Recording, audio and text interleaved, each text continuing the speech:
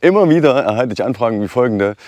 Alex, ich suche eine Neubauwohnung in Batumi und guck mal, ich habe hier schon einen Katalog, da kann man auch den Pool sehen und es ist alles wunderschön. Kannst du mir sowas vermitteln? Und meine Antwort ist dann immer, nein, kann ich nicht. Ich kann dir vielleicht jemanden empfehlen, der das macht, wenn ich da jemanden habe zufällig, wo ich hundertprozentig sicher bin, dass der funktioniert und keinen Scheiß macht. Aber guck mal, so lebe ich. Das ist meine Umgebung. Es ist alles einfach. Ich habe hier meine Ruhe. Ich wohne um die Ecke vom Sandstrand in Poti und hier geht mir halt keiner auf den Sack. Kein lauter Verkehrslärm, kein Rumgeschreie von irgendwelchen Touristen und so weiter.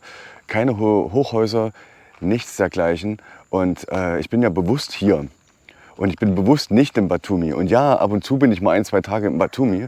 Aber ich hole mir deswegen nicht diesen Alltag in mein Leben, der mich eher stresst und belastet.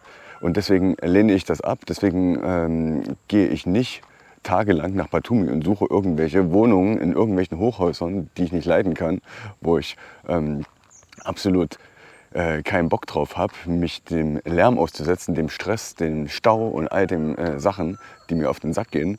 Und ja, deswegen ist meine Antwort da nein. Und trotzdem will ich euch nicht ganz alleine lassen und ein paar Hinweise und Tipps vielleicht geben, die ihr, wenn ihr in Batumi investiert, beachten könnt oder auch lasst, aber die ich ja, so machen würde, wichtig finde. Und hier im Poti, hier trefft ihr eher solche Häuser. Oder auch mal so einen kleinen Hund. Und schaut mal, die Straße, meine Nachbarstraße, wurde komplett neu gemacht. Ich habe euch ja gesagt, in Poti werden die Straßen neu gemacht. Und da sieht man jetzt einfach mal am Beispiel meiner Nachbarstraße, dass es auch stimmt. Und es werden immer mehr. Ich glaube, hier ist schon der Schutthaufen, dass meine Straße als nächste dran ist. Und ja, also hier im Poti ist das ungefähr das, was ihr kriegen könnt. Oder auch mal ein ganz kleines Haus. Oder da ein größeres, was ich übrigens ganz cool finde. Und hier ist halt absolute Ruhe. Außer ein paar Hunde, die mal rumbellen. Und ich war letztens mit dem Florian Roski unterwegs, Dr. Florian Roski, so viel Zeit muss sein. Ein absolut cooler Typ, wirklich, habe ich sehr gemocht, sehr die Zeit genossen mit ihm. Wir waren fast den ganzen Tag zusammen. Und wir haben auch ein Video gemacht, ich werde das hier unten mal verlinken. Und er ist in Dubai, Nordzypern vor allem unterwegs mit Immobilien. Er ist eben vor allem im Bereich Neubauten unterwegs. Übrigens auch ein schönes Hexenhäuschen.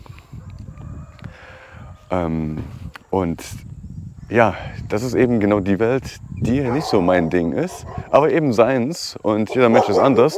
Ja, und der Dr. Florian Roski, der hat einen eigenen YouTube-Kanal, schaut ihn euch gerne mal an. Und in Batumi, um mal wieder zum Thema zurückzukommen, das ist übrigens auch ein sehr schönes Modell, aber da geht es dann eher ums Grundstück natürlich. Ich glaube, das ja, ein bisschen Farbe und Tapete und dann geht es wieder. In Batumi,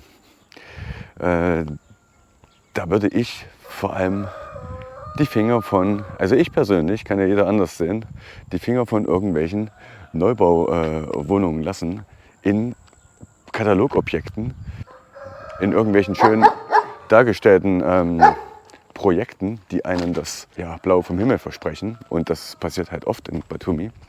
Da ist dann der Pool eingezeichnet und es wird eine heile Welt dargestellt. Und am Ende soll man investieren in die ersten paar Apartments, die überhaupt auf den Markt kommen. Und genau das würde ich halt nicht machen, wenn ich in Batumi investieren würde. Und ich habe da ja auch was ich vermiete. So ist es ja nicht.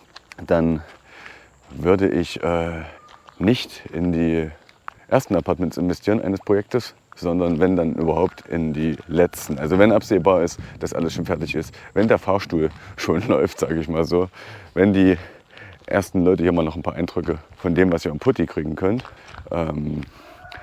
wenn die ersten Leute schon drin wohnen, wenn, ja, ich sag mal vielleicht noch 2, 3 Wohnungen oder 5 oder 10 Wohnungen, je nachdem wie groß das Projekt ist, frei sind, dann würde ich da auch drüber nachdenken. Dann ist absehbar, dass es fertiggestellt wird. Dann ist absehbar, dass die Wohnung auch wirklich dann eben nutzbar wird und nicht nur auf dem Papier.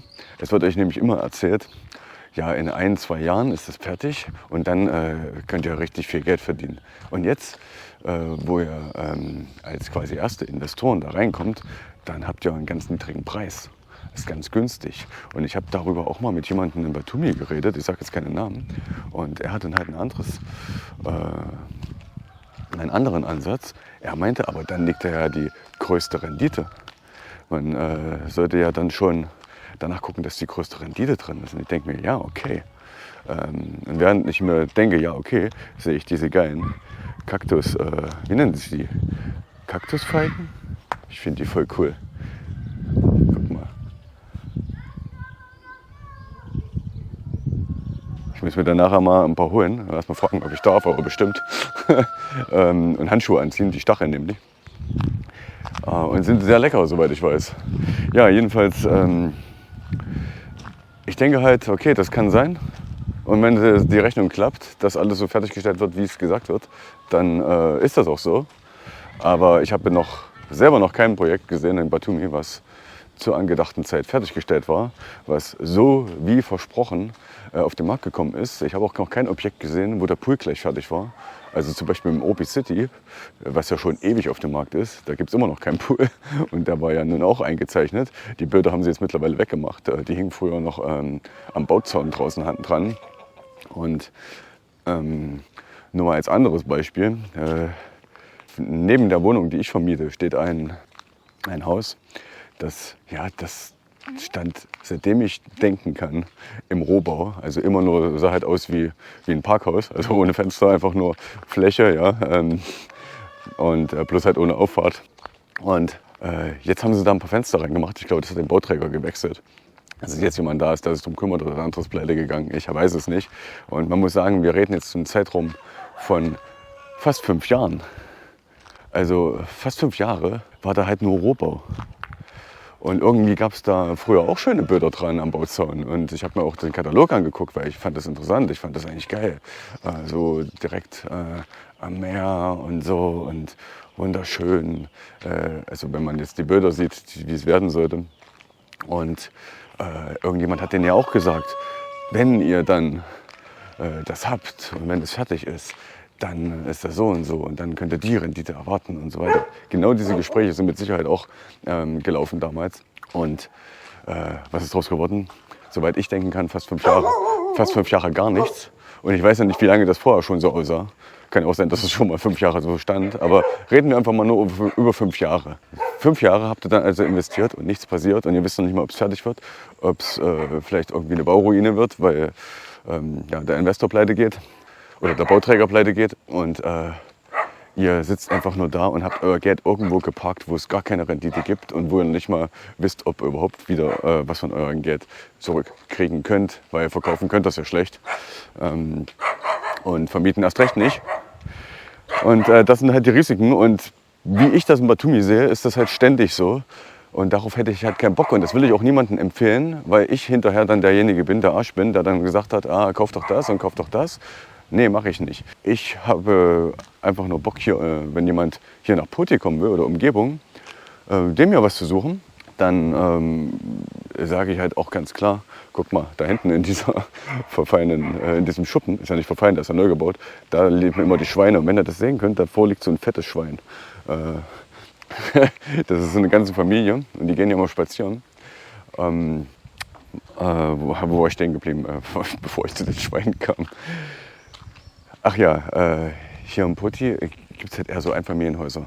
Fast gar keine Apartments, wenn dann nur in alten Gebäuden. Deswegen ist es auch schwierig, hier eine etwas standesgemäße Mietwohnung zu finden. Aber was ihr findet, ist zum Beispiel einfach so zum Greifen nah diese georgischen Walnussart. Ja, die hängen hier überall. Also da ist der nächste Baum und den kann ich jetzt einfach pflücken. Jetzt noch nicht, aber in 1, 2 Monaten. Und die Objekte hier, da wisst ihr halt einfach, was ihr kauft. Ihr kauft entweder eine totale Bruchbude, die ihr abreißen könnt und habt halt ein schönes Grundstück, wo ihr was Neues drauf bauen könnt.